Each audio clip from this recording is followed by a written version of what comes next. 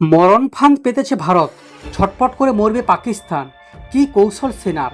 পাকিস্তান নৌবাহিনীকে এখন ভারতের জলসীমায় প্রবেশ করার আগে অন্তত 100 বার ভাবতে হবে, কারণ defence research and development organisation বা ডিআরডিও এবং ভারতীয় নৌবাহিনী MIGM সফলভাবে পরীক্ষা করেছে। এর ফলে ভারতীয় নৌবাহিনীর শক্তি ব্যাপক বৃদ্ধি হবে। শত্রুর যে কোনো গোপন জাহাজ হোক বা সাবমেরিন, কেউ এর থেকে পালাতে পারবে না।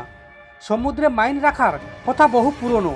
ভারতীয় নৌসেনা এখনো পর্যন্ত নানা ধরনের মাইন ব্যবহার করে আসছে, কিন্তু নতুন মাইনটিতে অনেকগুলো মাইনের বৈশিষ্ট্য জুড়ে দেওয়া হয়েছে। 3 ধরনের সেন্সের ওপর নির্ভর করে কাজ করে এই মাইনটি: চৌম্বক, শব্দ এবং চাপ।